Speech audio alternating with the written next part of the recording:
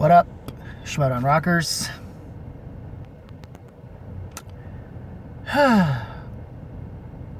You know, fuck it. I'm just gonna go back to just saying random rockers. I know I'm not random rocker wrestling reviews anymore, but gosh darn it. It's just easier, and I guess just for long-term people, it just helps. Just fuck it. Demonetized, even though I've never been monetized. Anyway. Readjust. Okay. Now that we're done with that little goofy shit. What up, Schmoedown rockers? Alright. This is a little easier now compared to my previous vids. I don't have to try to have a weird-ass catch-up thing to do. Not as many matches. Hopefully this is as many matches as we got to worry about for our next couple weeks. Anyways, 3 matches. 2 Innergeekdom, 1 Star Wars. At least that's how it's going to be for a while. All of which is basically round 1 Innergeekdom continues. We'll still be continuing for a while. And we're now about pretty much just ended round 1 / semifinals, I guess you could say, for this. Well, no, quarterfinals for the Star Wars tournament. We will start with that one. My fantasy's probably looking fairly decent now. But since I haven't been catching up properly, I'm probably in the bottom of the barrel. But in this case of having caught up, having finally bothered to notice the notification, I'm one of the few who was right, at least for the fantasy. I don't know if I would have put him on the bracket or if I did like everybody else with Ken, but yeah, after the Schmoedown match, or at least the way Ace showcased himself for the most part in the Schmoedown match,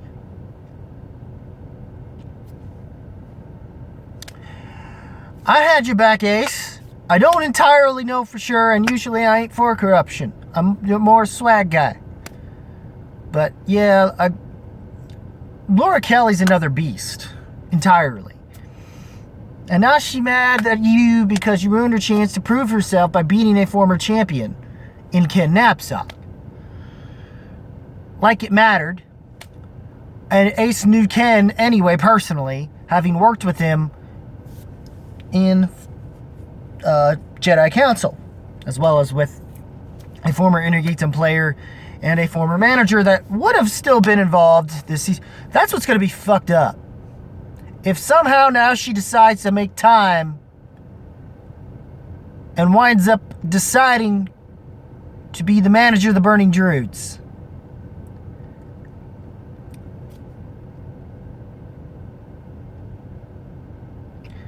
Yeah, especially given the circumstances of how R&B left, that'd be even more fucked up. I'll tell you that right now. Even though I heard it's supposed to be Jay, but I don't even know about that. That's the thing that's going to be more fucked up. If it happens to be, it's either Jay or it'd be stupid, given the way the dynamic had happened, even with, because it's stupid. Don't make it Grace.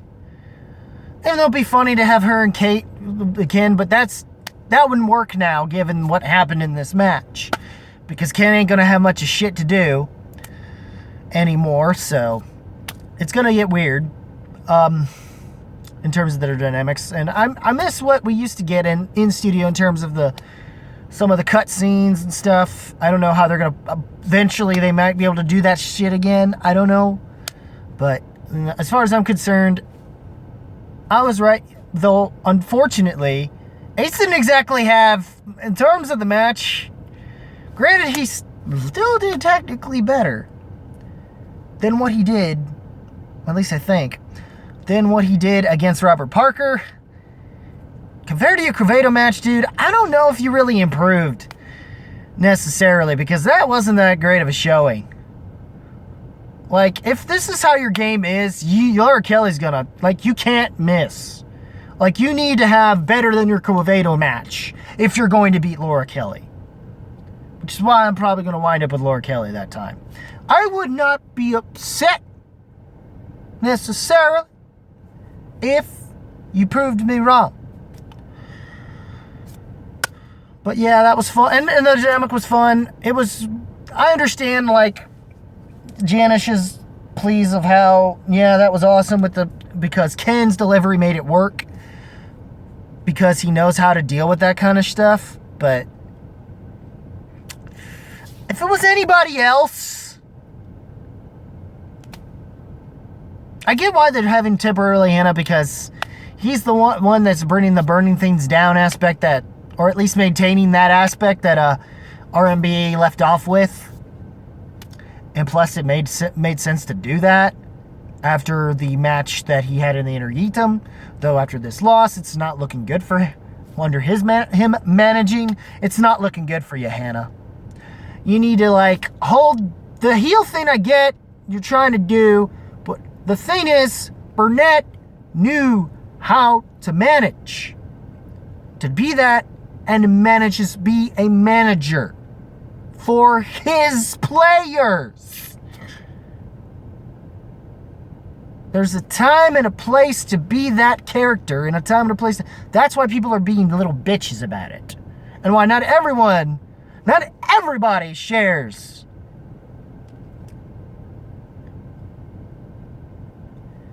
Janish's sentiments, yet alone maybe even Gilmore's agreement on it.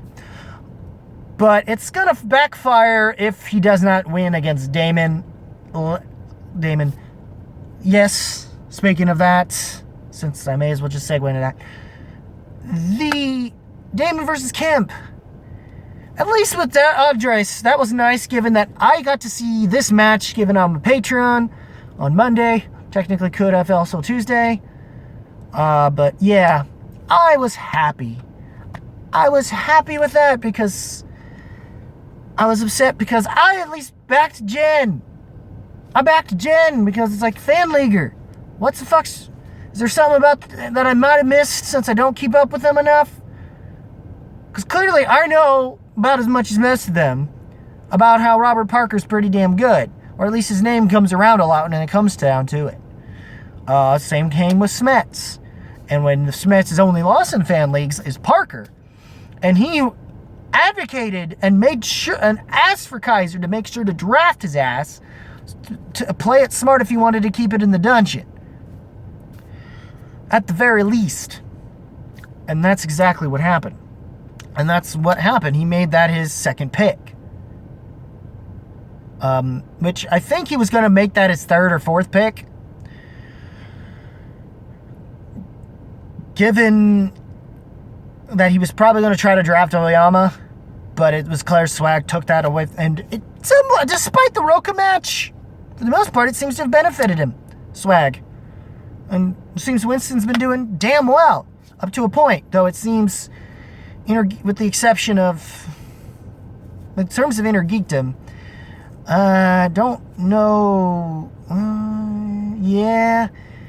It doesn't look like it's doing well. Unless somehow Andres can bring in some more points. Because right now, Swag still managed to take this win in a good way. Because if not, I think, given the circumstances of what happened in this match, if they even if Andres did miss and Ken did win, they'd have tied at the very least.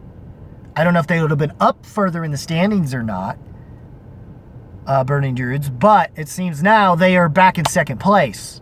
So they're higher up in the standings. They needed that 3 points anyway. Back to this match. Back to the Innergeekdom match anyway. Kemp, I mean, apparently we now know he knows not only... Of course, we already knew Star Wars is the Star Wars champ. Apparently, we already knew he kind of knew Lord of the Rings because he was able to go toe-to-toe with Parker.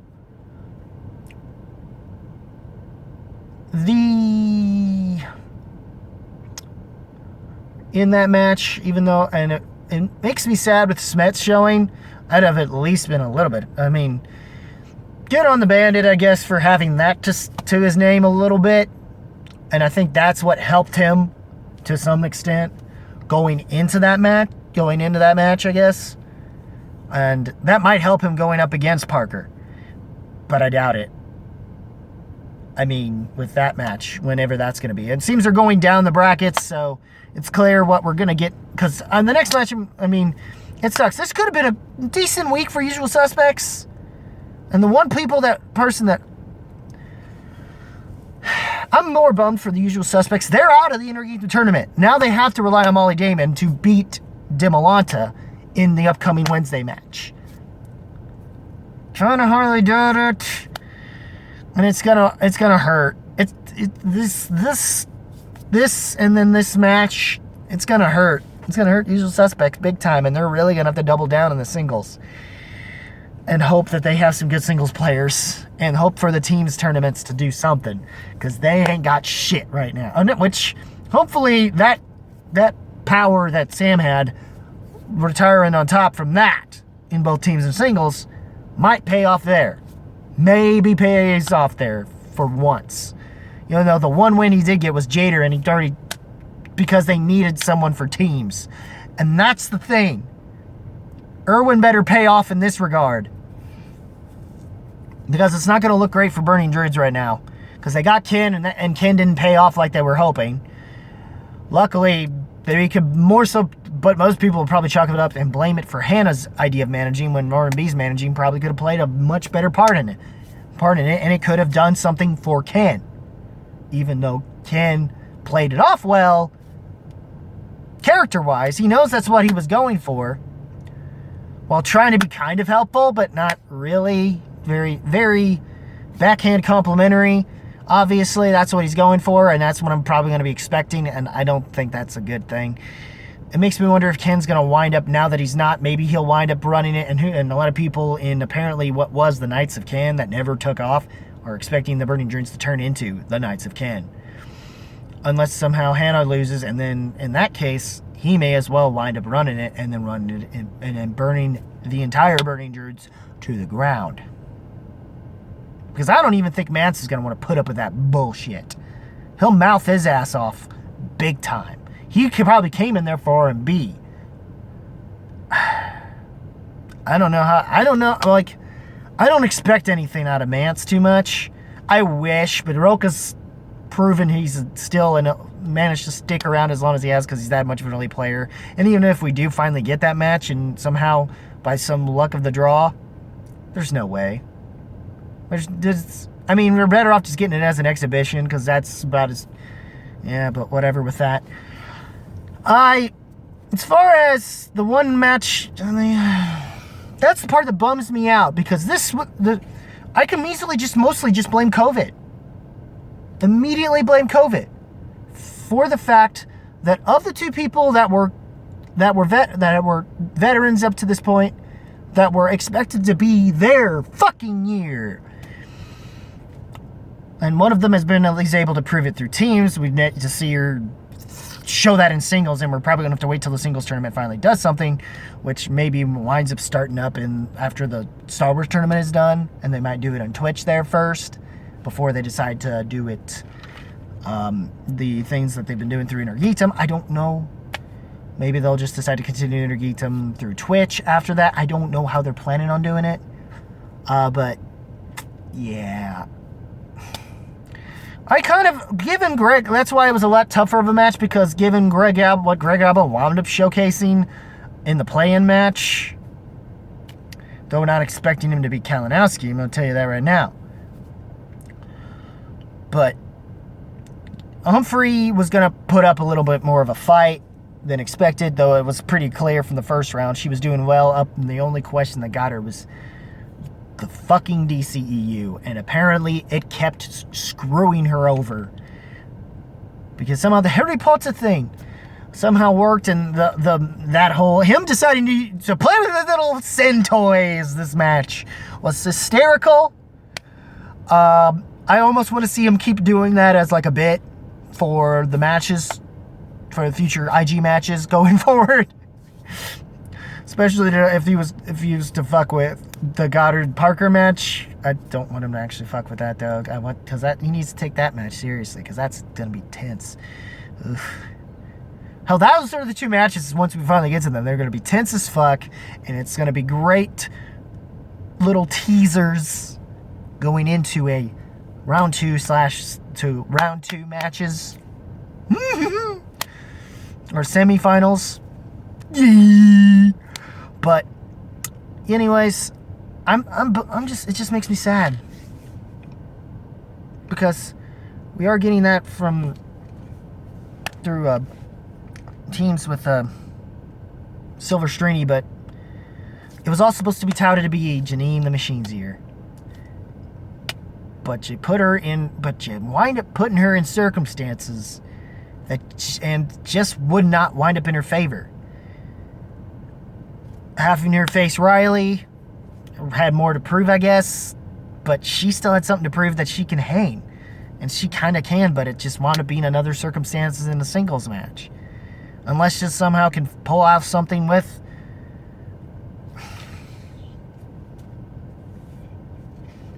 what's his face when it comes to that. And it seems Vavida, and then finally it did pay off, but it was more the fact that I think Tom and Paul would have won that match. It was just lucky circumstances for the Burning Druids, and I think that luck has finally run out, and the fact that R&B is gone only just makes that further proof, and Hannah's running it is only further proof that maybe R&B had something to him when he was running the Burning Druids, and that it was supposed to work in his favor, but now it's not. And if he was still and now it's not, and now we can see, and it's gonna just make the people who have been still bitching, still on the sidelines, coming in and trolling like motherfuckers, and I can see it happen. And I think that's what even Harloff himself was afraid of, was going to probably happen. And it bums me the most with Janine. And it sucks because he picked her up and has claimed that, and it has this claim, and he was probably right. It's just questions, the luck just wasn't in her favor, and it hasn't been. Hell, COVID is probably part of the even already screwed up everything, but I think we could further blame COVID for why Janine has not been able to. And it bums me out here. We know now she can paint in Innergeekdom, but the DCEU stuff clearly screwed her over big time. She had to mostly go to multiple choice, and one of them wound up being a steal to Humphrey. And then, of course, the 5-pointer had to be a DC. She was lucky she was able to get out of TKO range so that at least the Quirky Mercs didn't have to get massive points. But it's not looking good, and it sucks because I really liked what we got out of the Usual Suspects. But it seems that once McWeenie left, getting Irwin was a good thing, and they needed to do something to give hope for the Usual Suspects. They lost the only player that gave them the win in Jader Padroma to the Burning Druids, and that might be the only player that actually... Fucking gnats. Fucking.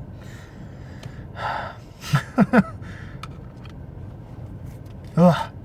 But anyways, it bums me. I'm sorry. I want you to fucking make it. You know, I hope singles tournament and the teams turn out better for you now. And you've proven that you can hang in Innergeekdom. Is just, I don't know if she would have made it though against Barbarian, but it would have been one hell of a fight. Probably more so. But now that we know it's Humphrey, Barbarian's got it for sure. There's no way it's not. Barbarian cannot have that bad of a luck in that next match. And we already know, and she already knows what the match is. Barbarian has already touted it and has already played in that, and it's already been recorded. So by saying that means all of what is round one has already been recorded and done. So, yeah. Overall, guys, I mean, it does bum me to see that, what happened with Janine. I'm bummed for Kemp. But yeah, Damon did prove himself. Apparently he knows Star Trek too, so there's that with that match. So now it seems, with still Dungeon still in the standings, but with Laura Kelly right now it seems to be the thing for corruption, and all depending on what we get out of the Chance Ellison match that I think is supposed to be coming up this week. Unless Oyama once again can pull it off again, he's going to need to do something since his singles time is kind of not going to go over as well, and didn't go over as well, but he hung in there in a similar way to what happened with Silver Strini's round one against Roca. So, and now it's once again we get bound up, and we're still waiting on Roca versus Irwin 2 to happen, and maybe some. Although it sucks now because Usual Suspects has them, and that's changed the dynamic. It makes me want the Usual Suspects to get some points in. But Roca has more to prove in this match because Irwin has beaten Roca before. Now he's just got to, and then it could lead into a cool grudge match. Either way, we're going to wind up getting a grudge match with Dan Murrell. With whoever against Dan Murrell. It'll still be fun regardless. I don't know if it'll be as good as we would like, but it's whatever with it. It just sucks that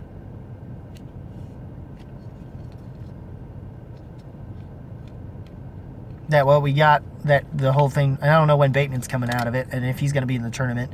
But if the tournament's going to be like it is, Ben don't want to be a part of it, which sucks more because he has to play in it like that because he thinks for Guy it's not going to work more so because of the character. I don't know how Ben feels about it.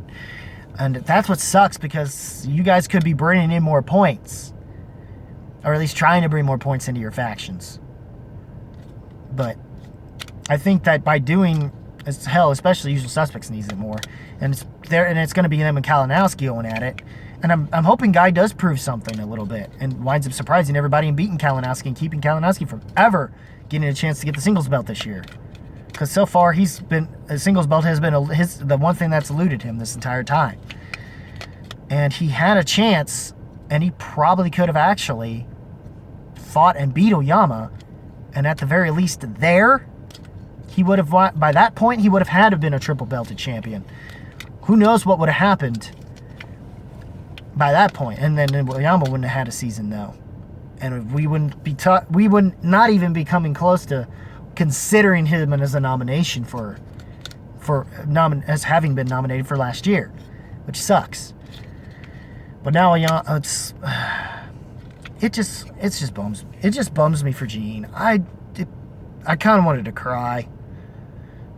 Don't get me wrong, good on Humphrey, but it just sucks because Janine just keeps having this bad luck drawn to her when we know she's a better player than what's been handed to her. Silver Street's at least managed to finally be lucky with what we've gotten out of the Pride, and they're the top team, and they're when it was touted to be Tom and Paul, and we have yet to see Tom and Paul, at least in the tournament, get a chance to showcase themselves. And we need to see those teams, and I don't know when the teams tournaments are going to, they need to fix that up and then do the teams tournaments right now, because, I don't know, it's just kind of bums me right now. But anyways, but I enjoy this. I'm looking forward to seeing what, I know it's pretty clear Barbarian's going to wind up beating Humphrey. I'd be surprised if Humphrey did it, but it's not happening, dude. You're even lucky you beat Janine, and you had the luck you did. But don't expect that with Barbarian. Barbarian will mow you down. Unfortunately. And I like Hercules, and I like you, I like you, Humphrey. I'm glad you finally show, and through this and what hopefully Greg does put up a fight against Kalinowski and show he's not a slouch, at least just to further prove Coy's point. The only thing is Kalinowski probably needs to just show more why he's as good as he is, and he's just mostly doing this just to get points. Because he's already proven enough in Innergeekdom, but if anything, for him, it's like finally a chance to shove it to Coy because, that Puddin situation is still something Coy brags about. He can finally shove it to him by beating Greg. And Zipper, hopefully he can beat Jacobs, and then we have that match, and then we could be surprised, and Zipper could pull the win and prove Smet's right.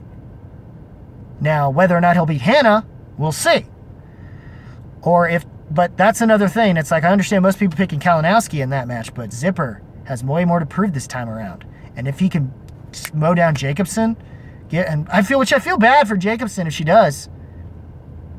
If she doesn't, if Zipper winds up proving something in his match, or is it just going to be another weird situation like what happened there? I don't know, but overall, the matches were somewhat enjoyable to a degree, but more so the Cabrera one, because after having early access to seeing the Kemp and Damon one, yeah, there's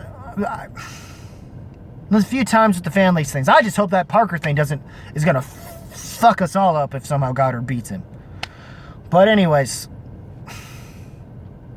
But if he does, then I don't know. Hell, if it's Chance or... That's just going to make it even more interesting if it's Chance or Oyama anyway, because then we're going to get a fan league match and unlike any other. But anyways. But overall, those are my thoughts going into what's happening in the future matches. I do hope, and I'm glad they're saving the Oyama versus Ellis, Chance versus Oyama matchup. Whew. Of course, that's something you want to wait and premiere to everybody. Given the last time that happened in singles, nonetheless. Hooey! Hooey! I'm hoping for another match like that, but for Innergeekdom. I know I understand people giving a Chance the edge. Hell, maybe in this way we get a grudge match in some other way, shape, or form. Whether it be through Innergeekdom or in singles. Who knows? So yeah, now I'm officially done. What did you guys think of the matches we've had this past week? The Star Wars, the end of round 1 in Star Wars. What are your predictions? Just leave a comment below, let me know. Hit the subscribe button. Rock that like button on this video with thrust if you must. Do the same. Go in liking and following me in my Facebook page. Link in the description below. And yeah. And that's it. If you smell what the movie trivia Schmoedown, Skybound Entertainment, Schmoedown rocks, is cooking. Ooh yeah, dig it. What you gonna do when the Schmoedown runs wild on you? Dig it.